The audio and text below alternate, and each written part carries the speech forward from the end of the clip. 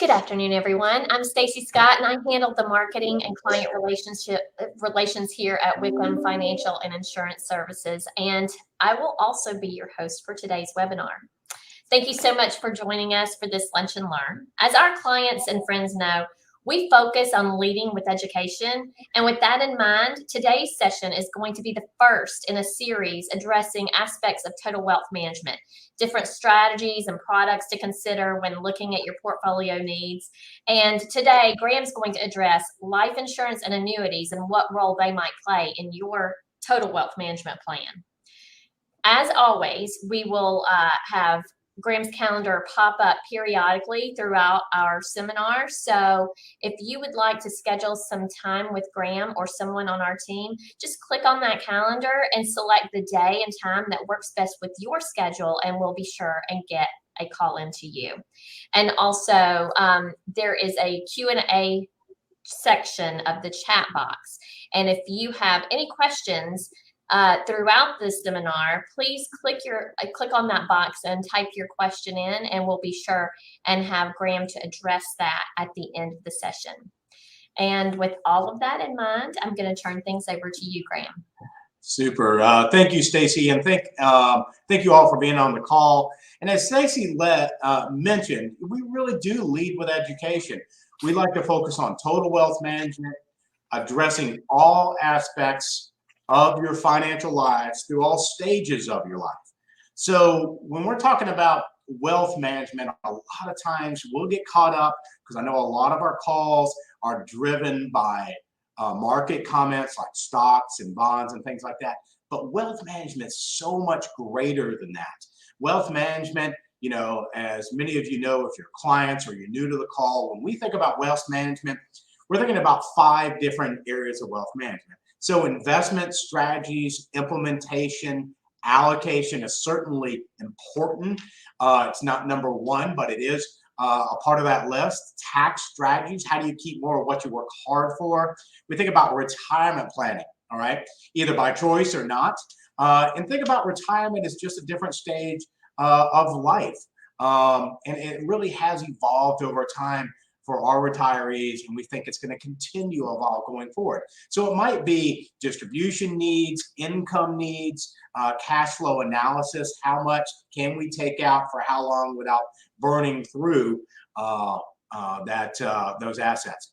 We think about estate planning, how to have control of your assets while you're alive and after you pass, to take care of or to pass on to the ones and things you care about.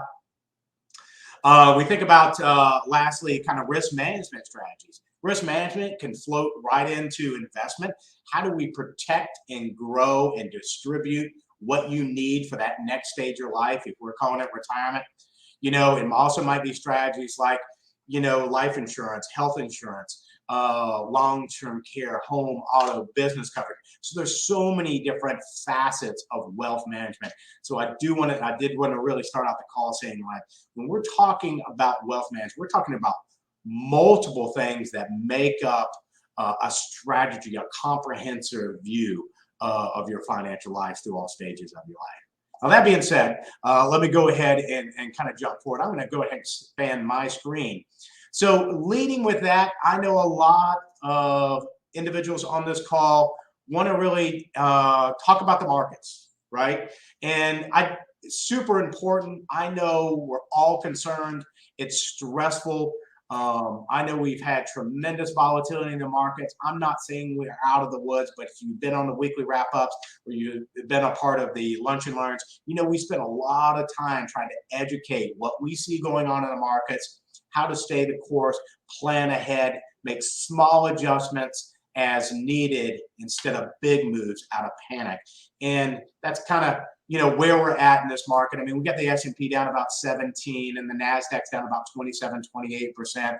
The Dow's a little less than the S&P. We're still seeing stubbornly high inflation, but we are seeing, if you were on the last Lunch and Learn call, we are expecting some of the rollover in the commodity areas, some of the used cars prices, maybe unemployment or employment will go down, unemployment will go up. We think that can help offset some of this powerful inflation environment that we're in. Now that's a negative, I get it, but that negative right now might lead to a positive. But again, this is going to take some time. I'm always here. My team's always here to spend more time, always going over that and how it's affecting your portfolios. And as y'all know, we're very proactive in reaching out if something needs to be done. So I do want to spend most of the call today focused on education. We get a lot of questions, and a lot of questions are, what about life insurance? What about annuities? What role, if any, do they play a part of your wealth management plan? And as you might know, if you've been a client of ours, and we've had clients for 30 odd years with us, and many 10, 15 years, we talk about anything could make sense. We just got to see if it makes sense for you within your wealth management plan, right? Because a lot of pundits in our industry and a lot of our peers would like to say that it's good or bad or don't. Well, I think in a proper addressed wealth management plan, we open up all considerations. Let's consider all of our options and see if it makes sense. So let's explore two different areas that I know we get a lot of questions about. I know we employ them in the practice to some degree in wealth management plans, in our clients' wealth management plans, but I want to spend some time a part of this education series that we're going to have for the next or the continuing lunch and learns to the end of the year, where we're talking about different components, different strategies, products, at times a part of your wealth management plan. So let's jump into life insurance. So life insurance and annuities. What is life insurance? And I know I'm going to be a little 101, so bear with me with some basics here. But life insurance is a contract between an insurance policy holder, you, and the insuring company, where the insurer promises to pay a sum of money in exchange for a premium upon the death of the insured or after a set period of time. Two primary types of insurance. Now, keep in mind, we don't have all the time to go into all the details on annuities and insurance and everything, so I'm covering the surface a little bit. So make sure if you want to know more details, click my calendar. I'm happy to have a conversation in more detail with you on it. But going over life insurance, you got term insurance and cash value. Think about it. Term insurance, you're buying for a period of time, 10, 20, 30 years, right? It's going to be the lowest cost because after the 10, 20, 30 years, after that period, it's gone. And some of y'all might be getting notices now. It's after a certain period, and then it's going to double, triple, quadruple in cost, right? So that's term insurance, low cost for a period of time. It builds no cash value. Now let's jump to cash value. Cash value life insurance is basically term insurance, but with a component that either with a stated interest rates or through other investment type in vehicles, not exactly investment type of vehicles, it has an opportunity to grow what's called cash value. So it's got a death benefit a part of it, like term, and then it builds cash value. All right. And we're going to talk about how and what are some considerations on where you might want to consider using either one of these. All right. So let's think about considerations, all right, on where we would use it. Keep in mind, life insurance has an extremely unique tax strategy. When it's paid out to beneficiaries, assuming certain things are met, it is tax-free, right? So it can be a great tax-free wealth transfer, all right? Why would you use it from that standpoint? Or listen, all right, let's say the kids are still in college and you want to make sure, God bless, the primary wage earner in the household, if they passed away, you would lose that income. And we want to make sure that college is paid for them or the mortgage is paid off. Or it might just be peace of mind that, we have a pot of dollars, for lack of better terms, that we can convert to an income stream to now meet what the spouse who passed isn't generating as income. Hope that makes sense for everyone. We can also equalize inheritance, right? Let's say we have some property out there, right? But we want to keep that property. Let's say it's a lake house. All the families enjoy going to the lake house over the years. But all of a sudden we're like, well, we don't want to sell the lake house, but different parts of the family need some cash or they want some cash from that, but maybe still retain the lake house. Might not be the greatest example, but think about this. Maybe you buy life insurance for the value of that lake house. And then what you do is you divide up that life insurance policy when it's paid out equally to the heirs, and you can still keep the real estate. What about a retirement income source, right? Often not considered, right? So think about it. In term insurance, you don't build cash value, but life insurance, you do. So let's think about that one step further. Let's say you buy life insurance, all right, not just for the death benefit or at all for the death benefit. And what you do is you overfund the policy, all right? Now, there's some catches to that. I'll sidebar with you and to go over that. We just don't have time today. But let's cover the basics. You overfund the policy. It's going to be more expensive the term because you got two things going on. You're paying for life insurance and you're putting extra money in. That extra money is going to go into what's called the cash value, or that bucket. And that bucket inside the policy will grow either at a stated interest rate, or it could be tied to mutual fund type investments. It could be indexed if you might. So it might track indexes on the upside, but no downside risk. So that could be some peace of mind and lowering risk and volatility. But you know what? If you don't lapse the policy and you take some money out, it's considered a loan that you're paying back to yourself. It can be tax-free to you. So it can be a very efficient income to supplement retirement and be a tax-free distribution. We're also seeing it used in education planning. Now, these rules and regulations on who's going to loan what based on your assets and whatnot, that stuff changes all the time. So we always want to make sure we do the homework to make sure it always applies. But basically, you can buy life insurance on the child, build up the cash value. It's not considered an asset, so maybe it doesn't disqualify them for financing or some sort of scholarship down the road. Again, that could be a bit of a moving target, but kind of a unique way to think about how to use cash value life insurance. So retirement income, education planning, cash value life insurance. You could even use cash value life insurance or term insurance for a business ownership transfer. So let's think about that. Why would we want to use life insurance in that situation?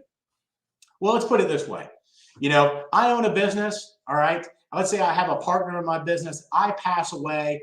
My wife, in my situation, would be ownership of my portion in the business. Maybe my partner doesn't want her to be a part of that business, right? Or maybe she doesn't even want to be a part of that business. So we can use life insurance to help transfer ownership in the business. So maybe she gets paid out cash. He now retains 100% ownership in the business instead of 50%.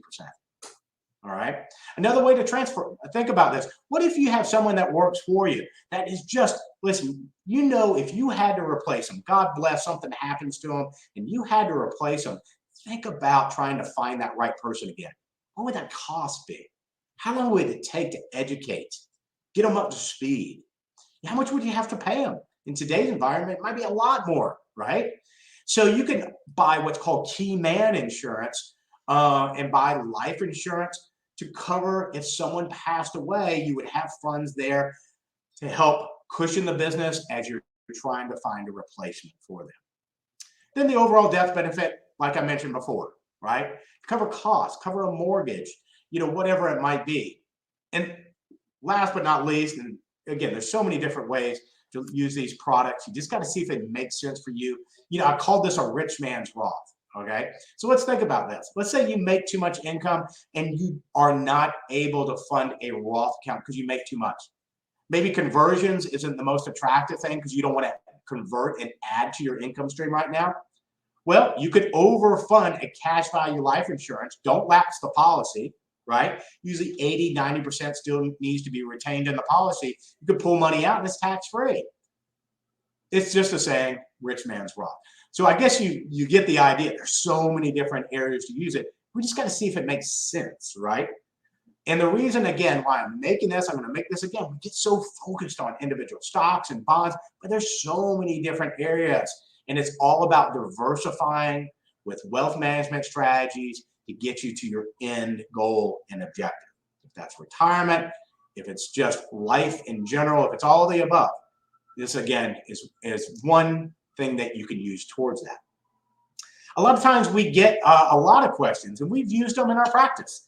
Annuities. You hear so many things about annuities. Oh, they're good, they're bad. Don't buy them. Do buy them. What do you do, right? Well, again, anything could make sense. You just got to see if it makes sense for you. And then you got to put it you got to use it with the right perspective, right? If you go in and buy an annuity and you expect it to beat stock market returns, you may be disappointed. You know, if you wanted to have 100% liquidity without any back end fees or charges and whatnot, you could be disappointed. But if you use it correctly, it could make sense. But think about this: life insurance and annuities are both insurance policies.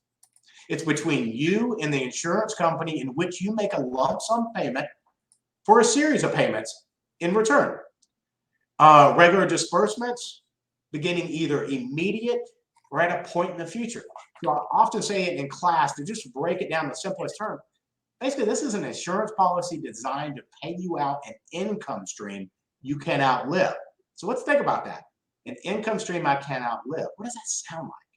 You know, just as comparables here, maybe it's like Social Security, right? Pays you out a stated income stream. Basically, you can't outlive, right?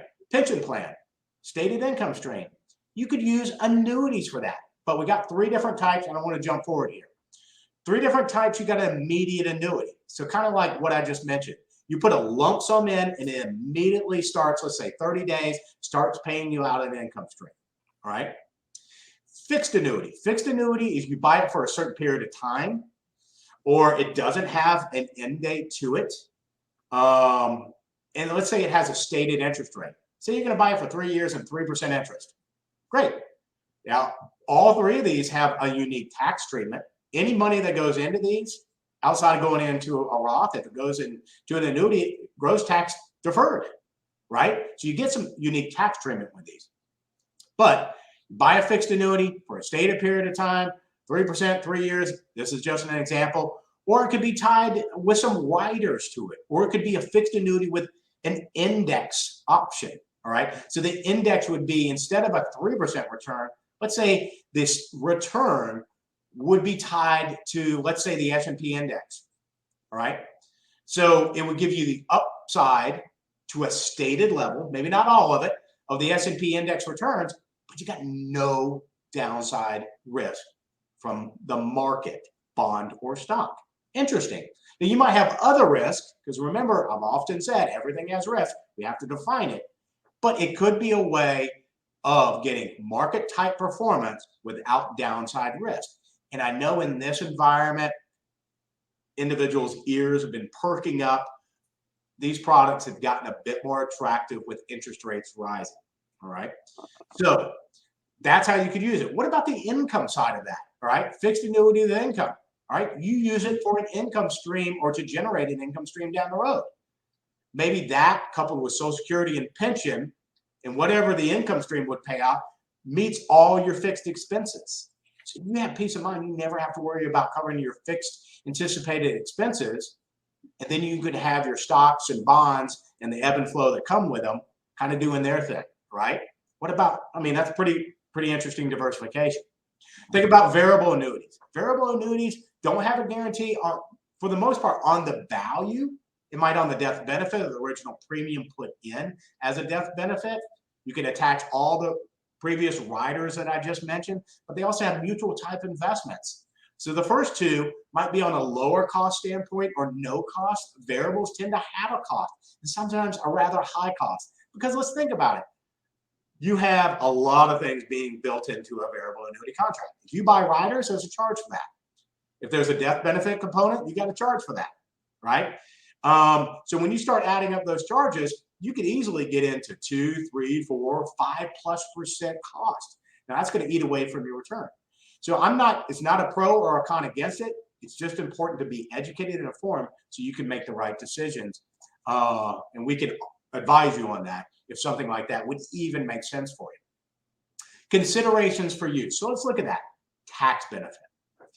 You got money that's going into it. It's not in an IRA account. You can put money into an annuity, gross tax deferred. Pros and cons on that. Keep in mind, in gross tax deferred, so that's good. So you're compounding your money without paying taxes. But when you draw it out, it's considered income, not a gain or a loss when you draw it out. Also, you lose the stepped up cost basis. And if you know what I mean by that, that could be a big benefit. Over time, let's say it grows a lot in value, you lose a stepped up cost option in that.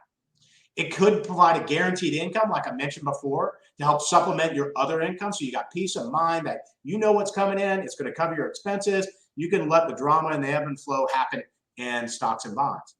Lower risk and volatility. Let's say, hey, listen, I want lower volatility. I want to take some lower risk in my portfolio, right? In my investment assets that I've set aside for my future. But I don't want to give up all the potential upside that I could get with the respective, say, stock market or different crediting strategies. Well, there you go. It can lower some risk and volatility. And we have seen that in portfolios when we combine stock and bond investments and the like, and then we couple in a more growth-oriented annuity product. We lower risk and many times create a more consistent pattern of returns. But just keep in mind, when you go into these products, there's a give and a take, right? So if they're going to give you peace of mind that there's no downside risk, they might lower your upside returns. So you need to do your homework on these products. You might just want to own it for the rate of return, right? I want to get a rate of return and hopefully better than the bonds, but maybe not as good as stocks, or maybe come closer to stocks. It just depends on what product you're buying. Keep in mind that immediate and fixed annuities might be some of the only products that are going to be providing a guarantee of the income, of the balance of the account. Okay. But know that if you're using it for income, as you're drawing money out of the account, it might be on a dollar for dollar basis or a pro rata basis, where over time you're going to use up all that money. Contractually, the income's still going to come out to you, if it's over your life or a joint life, but it might be a point with these products that there is no cash value there. Okay. So that's kind of some ideas on where you can use it. Let me do some quick drawing here. I'll give you an idea. So let's look at an income annuity. All right. And bear with my drawing. I'm horrible at it, but let's just write income here. Stacy, you might need to save me. This is terrible. But I think you get the gist. This is what happens when you do it with a mouse and not a. All right. So let's think about it. Income annuity, or you buy an annuity and you defer it out over a period of time. Let's say 10 years on the chart. And for the first 10 years, it has a contractual guarantee. It's going to compound your money at 7%. All right. Let's say it's a compound return. So every year, it grows 7%. 7%, 7%. I think you get the gist, right? 7%, 7%, 7%. All right. That's for income right there. It creates a bucket that now will provide an income stream out. And let's say that bucket is what I think I'm somewhere around 210,000 or right at 220,000. All right. Then they base an income stream off of that bucket of 220. Now, not necessarily is that bucket something you could grab and walk away with. That's the second component, a part of this contract. All right. It doesn't go down in value. It goes up, but it might not go up as quick. Right. Because you got ebb and flow in the market, or they might cap your upside. This bucket you walk away with. All right. I want to cash it in and walk away. This bucket, a part of that contract, is what you're going to generate an income stream to supplement your retirement or whatever your need is at that particular time. All right. If we kind of look at it from another standpoint, and let's see if I can erase all these fun things that I did here. All right.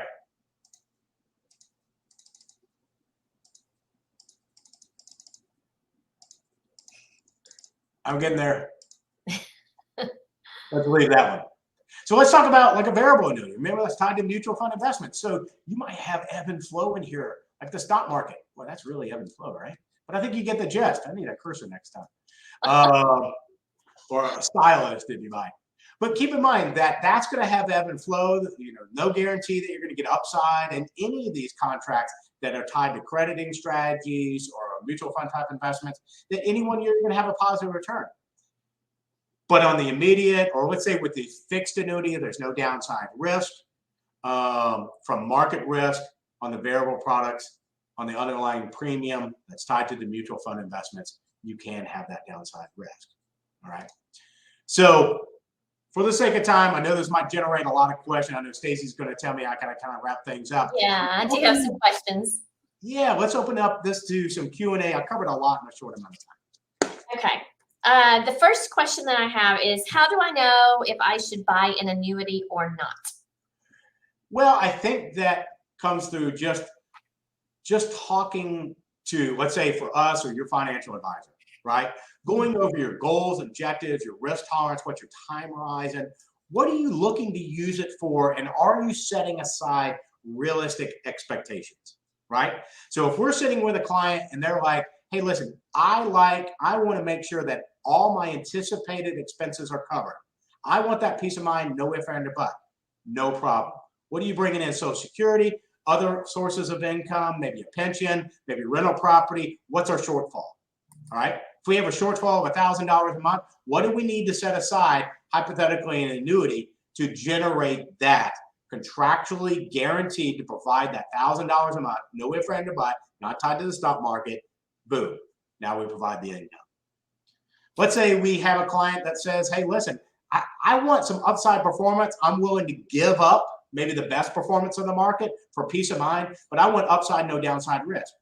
There you go. Maybe it's an indexed annuity, right? Or some product like that. Again, case by case, you got to do your homework, in those situations, right? Okay. With regard to life insurance, should I have life insurance after I retire? No, again, it really depends on what your goal and objective is, right? If your goal and objective is, I want to provide for a surviving individual. If that might be a charity, it might be a spouse, or it might be the children. You still have debt out there you want to cover, right? So you want the surviving spouse or whoever not to worry about any income needs or any debt. That can be used to do that. So yeah, it can still play a role. If you're still in business in a partnership, boom, there you go with business transfer, key man coverage. So I do know in the 30 odd years I've been in the business, 50 as a company almost. Listen, it is such huge peace of mind to know that there is something in place. I'm not going to be the person that tells you to be insurance rich and investment poor, because insurance and annuities, insurance in general, are not investments, except when you throw variable into the cash in mutual funds. Those are investments. I think a diversified wealth management plan, portfolio, if you might, under those investments can have a little bit of all of this. But you just got to see if that life insurance makes sense. Probably less. I'll end on that. Probably less in retirement than what you're going to need in your peak earning years when kids are thinking about college and you have a mortgage. Well, that leads into a good question about how much life insurance someone should have. I sound like a politician today, I guess. It's going to depend, right? Yes. It really depends on what you're trying to do. I know there's numbers out there, 3 times your salary, 5 times your salary, 10 times your salary. Mm-hmm. If you want to use one of those figures as a starting point, great. And then do the homework, right? What are you going to use it for? And is that going to change over time? Let's say you go out and you buy a $2 million life insurance policy, right?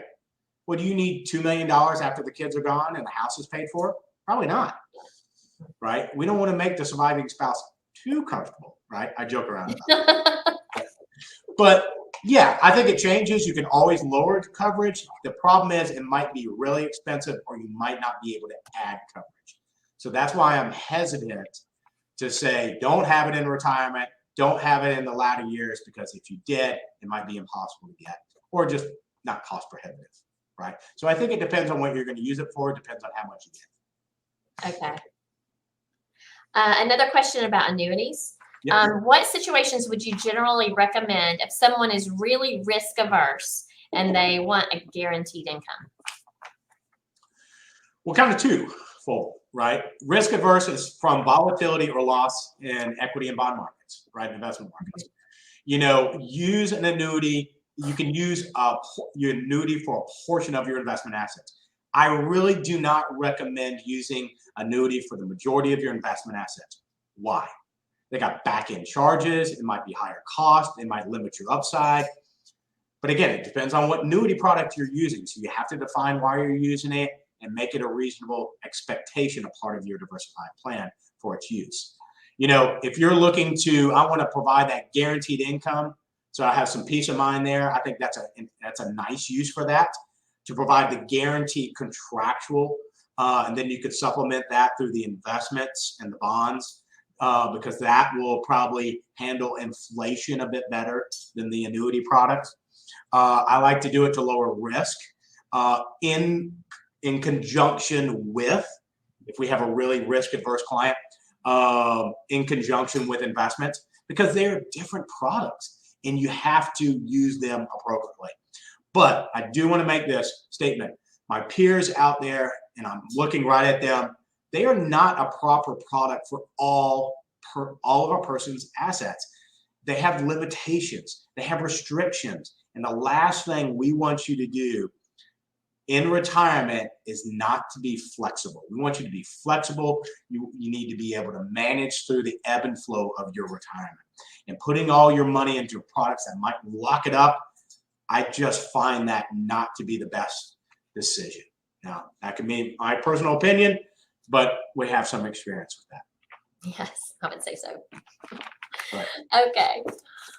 Well, thank you so much, Graham. That is a lot of really great information, and it's really a great kickoff to our session, our series of sessions, educating our clients and friends.